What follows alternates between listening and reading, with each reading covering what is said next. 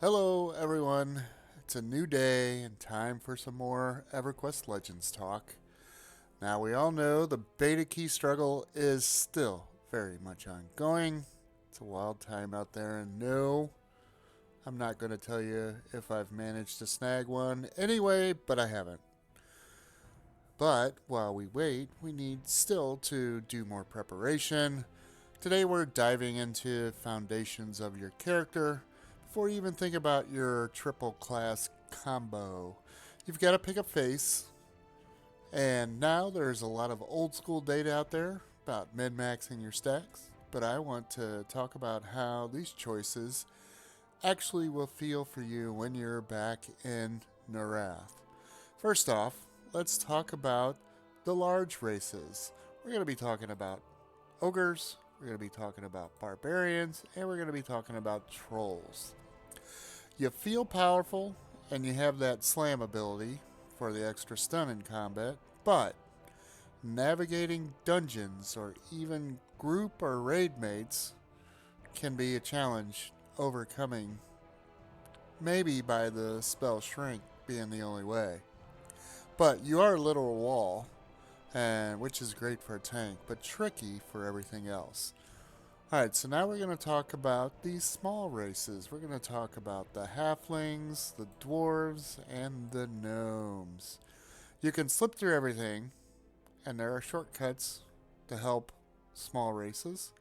But remember being that kid trying to look over a crowd to see what was going on? That could be you, looking at the back of your teammates' knees while trying to see the boss. Then there's the faction mystery. In classic EQ, evil races were kill on sight in most cities, but in Legends, I don't know for sure how the rule set will handle their multi-class combinations. Picking an evil race right now could be a gamble, but it also could not. We just don't know. And don't forget vision. Us humans and barbarians cannot see at night. We're basically blind. But if you want that classic torch in the one hand, sword in the other feel, go for it. But if you want to see the world at 2 a.m., you'll want to make sure and have a race with infravision or ultravision. For your beast lords, traditionally, your race determines your warder. Wolves for barbarians, bears for ogres, and so on. But again, until the final rule set has been established, we can't assume, and you know what happens when we assume, that the classic rule of pets will be followed. Legends could throw us a curveball. Alright, so now we've picked our race. You have to survive the intro phase. If you're planning on a hybrid class like a ranger, shadow knight, or my personal pick probably that I'll start with is the paladin, you're in for a unique challenge just because you're in the no spell zone. As a hybrid class, you don't get your first spells until level 9. Now, I am playing a caster as my second class pick, so I'll have some magic, but for the first 8 levels, you aren't a true hybrid yet. You're out there swinging your weapon and taking hits, waiting for your specific class identity to kick in. It does make hitting level 9 feel like a massive victory. That's the moment you finally get your first paladin heals and buffs, but level 9 is just the appetizer because right around the corner, level 10 is the big win, and you get to pick your third class. You get a tiny window to taste your hybrid power at 9, and then boom, you're making another decision that defines your synergy for the rest of the game. Now, we have seen there are ways to change things, so we'll see how that actually works for us once we get into the Legends Narath.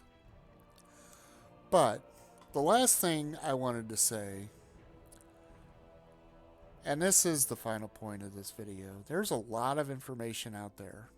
If you're looking to min-max, you can find endless spreadsheets about the hero's journey and the most efficient ways to break the game.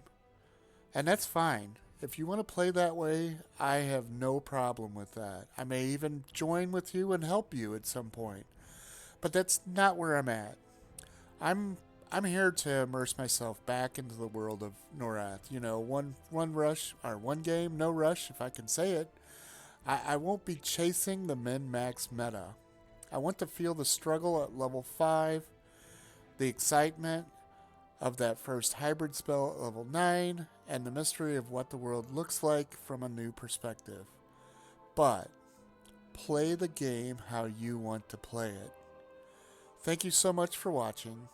If you enjoyed another look at the journey, please like and subscribe. I'd love to hear from you in the comments. Tell me about your planned builds or your thoughts on any of the builds we've already talked about on the channel, including those in the comments, because we got lots and lots of comments with different builds, and I've appreciated all of them. Until then, I'll see you in Norath.